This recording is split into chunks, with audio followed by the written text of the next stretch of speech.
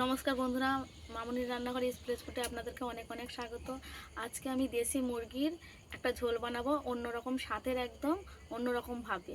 পুরো ভিডিওটা আপনারা দেখবেন, আশা করছি আপনাদের ভালো লাগবে। আবার বাটা মশলা দিয়ে বানাবো। মুরগি কেটে কুটে একদম সব কিছু রেডি করে নিয়ে চলে এসেছি রান্নার কাছে। চলুন রান্নাটা তাহলে শুরু করি। উনুনটা ধরিয়ে নিয়ে কড়া বসিয়ে দিয়েছি, কড়াই তেল দিয়ে দেবো। কড়ার মধ্যে তেল দিয়ে দিয়েছি, তেলটা ভালো করে গরম করে নেব।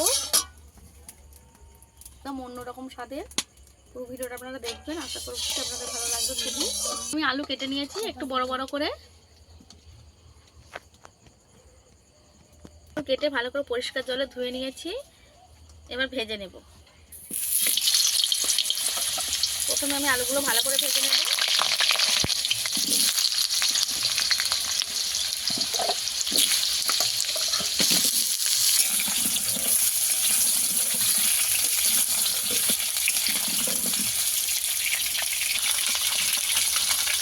এখানে আমি আলুর মতো লবণ দিয়ে দেবো, অল্প একটু হলুদ দিয়ে দেবো, হলুদের গুঁড়ো।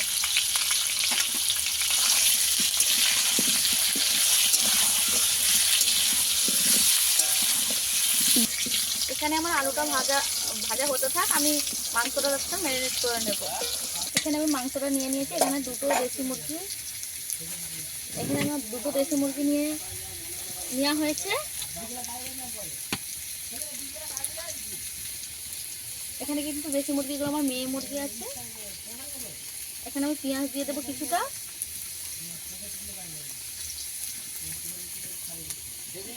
এখানে আমি আদা বাটা দিয়ে দেবো, বাটা, শুকনো লঙ্কা বাটা,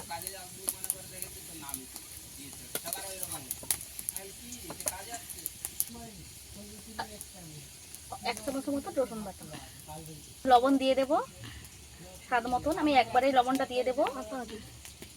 হলুদের গুঁড়ো। এবারে সবকিছু ভালো করে মেখে নেব।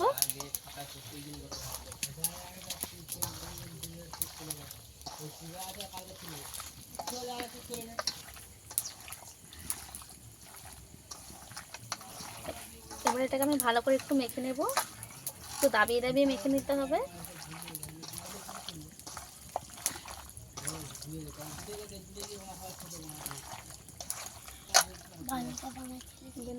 এটা দিয়েছি দেশি মুরগি সিদ্ধ হওয়ার জন্য এক চাপা ভিনিগার দিয়ে দেবো। এখানে আমি এক চাপা ভিনিগার দিয়ে দিলাম। এই ভিনিগারটা কিন্তু আমি বাড়িতে বানিয়ে নিয়েছিলাম, ওটাকে দিয়ে দিয়েছি। মেখে রেখে দেবো 10 মিনিটের জন্য। আলু ভাজা হয়ে গেছে, তুলে নেব। আলু আমি এইভাবে লাল লাল করে ভেজে নিয়েছি।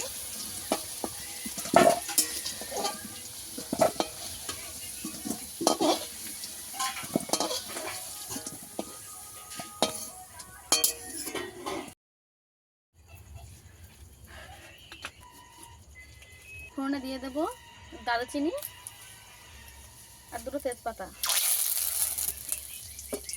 পেঁয়াজ কুচি আমি দিয়ে দেবো।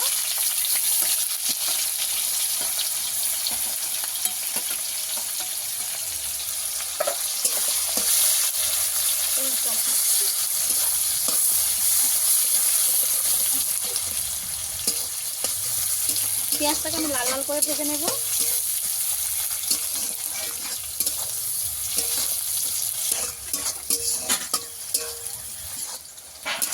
পেঁয়াজ আমি এইভাবে ভেজে নিয়েছি। এবার রসুন বাটাটা দিয়ে দেবো। অর্ধেকটা রসুন আমি মাংসটা মাখিয়ে দিয়েছিলাম, অর্ধেকটা এর সঙ্গে ভেজে নেব। রসুনটাকে আমি পেঁয়াজের সঙ্গে ভালো করে ভেজে নেব।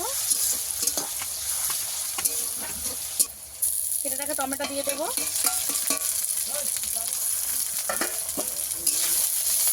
টমেটোটাও আমি ভালো করে ভেজে নেব। এর সঙ্গে পেঁয়াজ, রসুন আর টমেটো একসঙ্গে ভালো করে ভেজে নেব।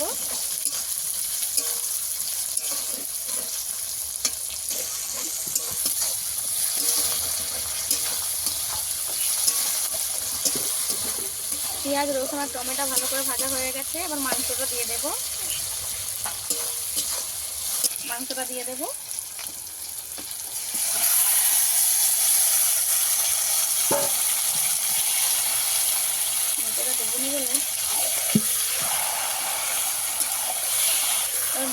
দিয়ে ভালো করে কষিয়ে নেব। সঙ্গে সঙ্গে তার মধ্যে জল ঢেলে দিলে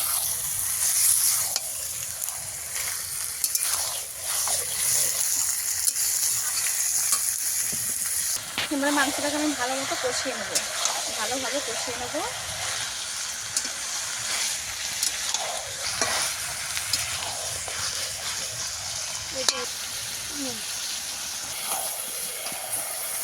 এতে করে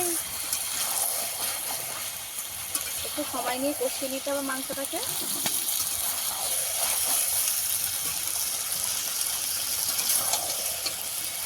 দিয়ে দেবো 1 চামচ দিয়ে দিয়েছি।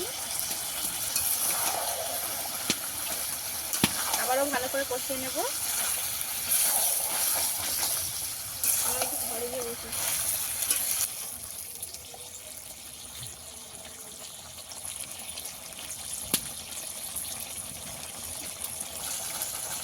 চিকেন মশলাটা দিয়ে দেবো,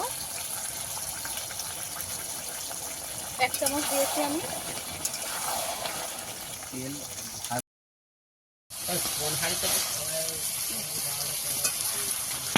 মাংস আমি ভালোভাবে কষিয়ে নিয়েছি, এবার নামিয়ে নেব কষা মাংসটাকে। মাংসটাকে আমি কষিয়ে নিয়েছি, কষিয়ে নামিয়ে নিয়েছি। হাঁড়ি বসিয়ে দিয়েছি আর পরিমাণ মতন জলও দিয়ে দিয়েছি।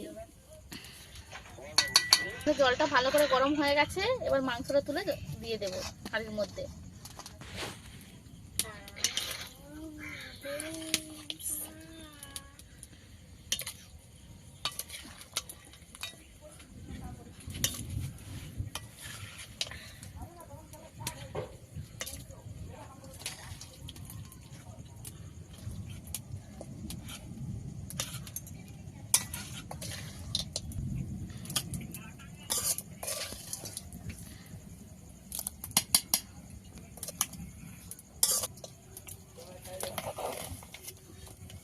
দেখে নেব মাংসটা ঝোল কিন্তু একদম শুকিয়ে গেছে। এরকমই ঝোল আমি রাখবো। মাংসটা ভালো মতো সিদ্ধও হয়ে গেছে। এখানে আমি 45 মিনিট সিদ্ধ করে নিয়েছি চাপা লাগিয়ে হাঁড়ির মধ্যে। মশলা দিয়ে দেব,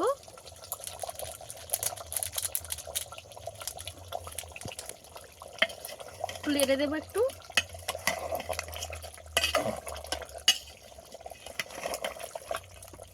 এখানে জিরে আগে থেকে ভেজে রেখেছিলাম, একটু দিয়ে দেবো।